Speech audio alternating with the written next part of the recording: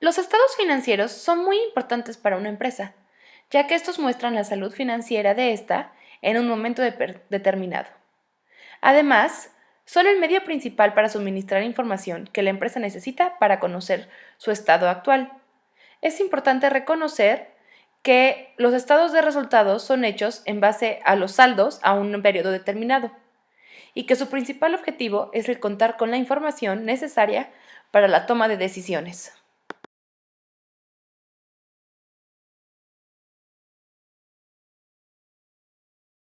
Existen diferentes tipos de estados financieros, entre los que destacan el estado de resultados, el balance general, el estado de origen y aplicación de recursos y el estado de cambios en el capital contable. En unos momentos entraremos más en detalle y veremos ejemplos de la vida real.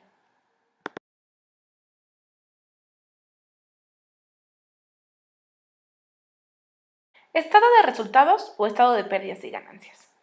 Este estado presenta un resultado de las operaciones realizadas por la empresa en un periodo determinado, y sus partes fundamentales son ingresos y egresos. Parte de las ventas netas, restándole los costos de ventas y demás gastos, como los gastos de administración, los gastos de venta y impuestos, para así llegar a una utilidad. Veamos el ejemplo para Bimbo. Otro estado financiero importante es el balance general. En él se presenta la situación de finanzas de una empresa y que está derivada de la siguiente ecuación. Los activos deben ser igual al pasivo más el capital, lo que quiere decir que lo que la empresa tiene debe ser igual a los recursos que utilizaron para obtenerlo. Los activos se dividen en dos, en circulante y en fijo.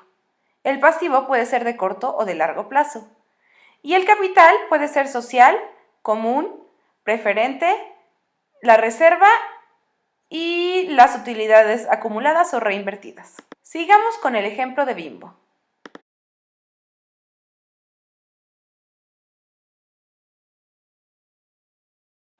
El tercer estado financiero es el estado de cambios en la situación financiera, estado de origen y aplicación de recursos o estado de flujos efectivo. En él se presentan los cambios de la situación financiera que la empresa tuvo durante un periodo de tiempo. Esto quiere decir que se habla sobre el balance comparativo entre los egresos e ingresos de la empresa. Se muestra en qué momentos la empresa recibió o hizo uso de su efectivo para las actividades. Veamos el ejemplo de nuevo con la empresa Bimbo.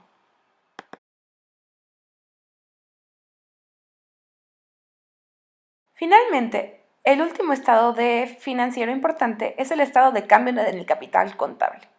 Este es un estado que informa sobre los movimientos en las cuentas que componen las aportaciones o financiamientos de sus dueños en un periodo determinado, que es la parte del balance general del capital.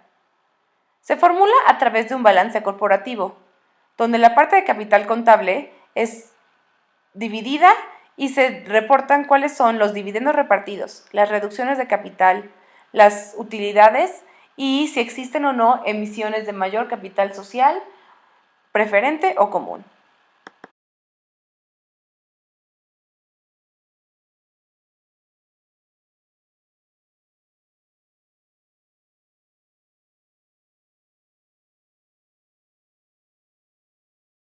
Como lo mencionamos al inicio, el principal objetivo de los estados financieros es el proporcionar información para la toma de decisiones. Así que ahí, en elaborar los estados, no se termina la cosa. El siguiente paso es realizar un análisis. El análisis nos sirve para evaluar la salud financiera de la empresa y que nos lleve a tomar decisiones correctas. Existen diferentes tipos de análisis. Entre ellos se destacan el análisis vertical, el análisis horizontal y el análisis por razones financieras. En breve explicaremos cada uno de estos análisis, además de dar unos ejemplos tomando como partida los estados financieros de Bimbo que vimos más hace un rato.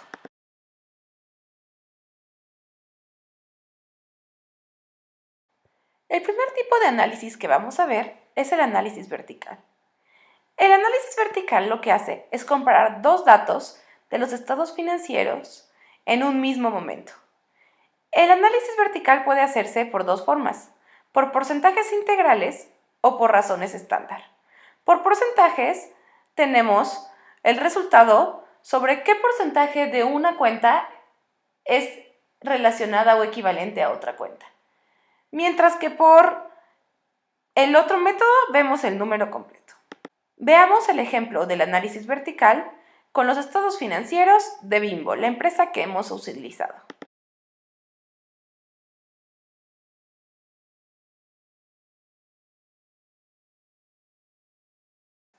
El segundo tipo de análisis es el análisis horizontal, que, en contraste con el análisis vertical, compara un mismo dato a través de diferente tiempo. Lo que trata de ver es las diferencias y la tendencia que este variable ha tomado por el tiempo. El análisis horizontal se puede utilizar por variaciones de aumento o disminución, que ve la diferencia numérica entre dos datos, o por porcentaje de crecimiento, el cual puede ser nominal o real, siendo así toma en cuenta o no la inflación. Para saber si tomar o no en cuenta la inflación, es importante tomar en cuenta o conocer cuáles fueron los valores de esta. Si en los periodos que estamos analizando los cambios de inflación fueron significativos, entonces hay que tomarlos en cuenta. Veamos el ejemplo de Bimbo.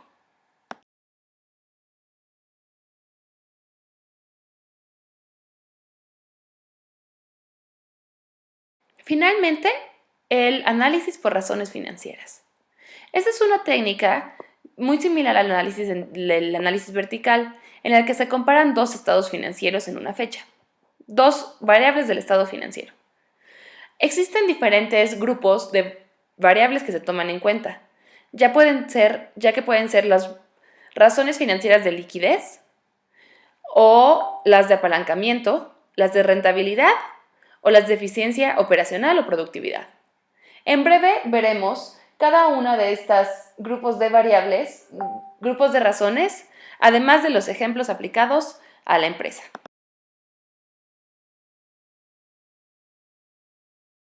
Dentro del primer grupo de razones se encuentran las razones de liquidez. Las razones de liquidez prueban la capacidad de una empresa para cubrir sus deudas. Entre estas razones se encuentra la del capital de trabajo, que mide el activo circulante menos el pasivo circulante. Otra razón es la razón circulante, que utiliza una proporción entre el activo y el pasivo circulante. Y finalmente la prueba ácida, que nos muestra cuál es en realidad nuestro liquidez, ya que elimina los inventarios. Una variable que aún siendo del activo circulante, tarda tiempo en poder ser cobrada. El segundo grupo son las razones de apalancamiento. Estas evalúan el endeudamiento total de la empresa y las posibilidades que tiene la empresa para seguir endeudándose.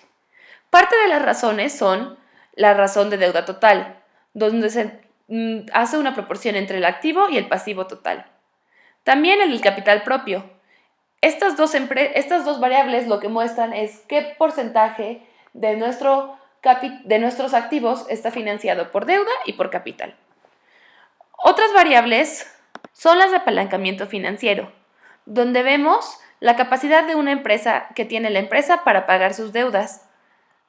Y finalmente la cobertura de intereses, que es con la utilidad que tienen, si podrían pagar los intereses que están generando. El tercer tipo de razón son las razones de rentabilidad, las cuales evalúan la capacidad de una empresa para generar utilidades de acuerdo a sus necesidades de inversión. Entre las razones existe la razón del margen de utilidad de operación o el margen de utilidad neta, donde la diferencia recae en qué utilidad es la que se utiliza. Si la que recae directamente de la actividad de la empresa, o sea, la de operación, o si es la utilidad neta. Por último, las razones finales son las razones de productividad, las cuales evalúan el dinamismo financiero y operacional de la empresa. Entre sus razones está el índice de rotación de activos y el de ciclo financiero. Ahora veremos cómo es que se utilizan estas razones en un ejemplo de la vida real. Veamos al ejemplo de Bimbo.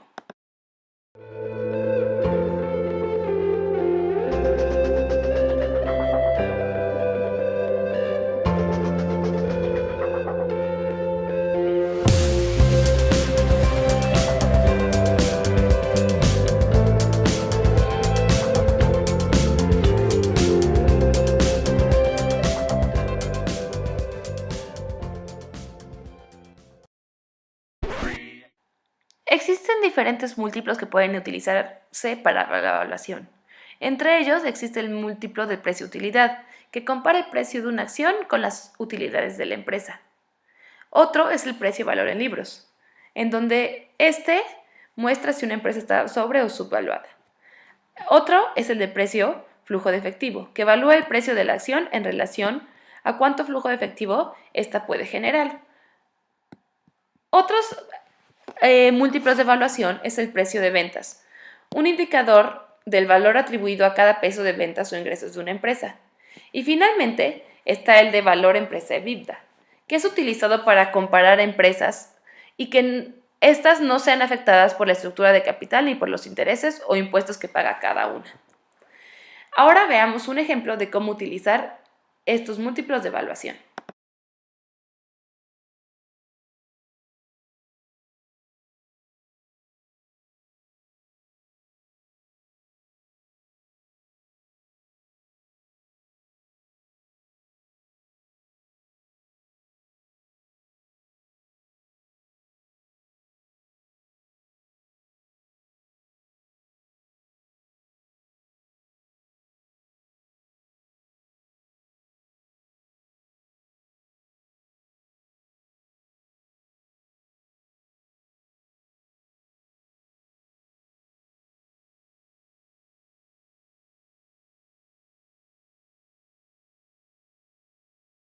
El costo promedio ponderado de capital es una forma de conocer cuánto es que te estás gastando al financiar un proyecto.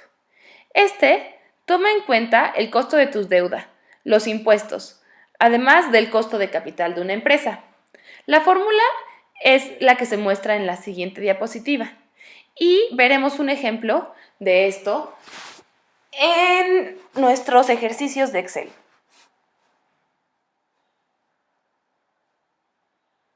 Para calcular el costo medio de capital, se necesita saber el costo del capital. Este se utiliza a través de diferentes métodos. El que veremos hoy es el método del KPM. Este es uno que utiliza el costo de capital como una medida del riesgo financiero de la empresa. Su fórmula se saca de una tasa libre de riesgo más la sensibilidad que tiene tu empresa a el riesgo del mercado. El riesgo de mercado es en sí calculado por la beta, de la cual tenemos la fórmula en la parte de abajo. Finalmente, para poder medir la rentabilidad de una empresa o un proyecto, se puede utilizar el método de flujo de efectivo descontados. Ese es un método que utiliza el flujo que genera la empresa después de las inversiones. Además, analiza los flujos que vienen de la empresa y toma en cuenta el valor del dinero en el tiempo, lo cual es muy importante. Veamos un ejemplo de esto en nuestra hoja de Excel.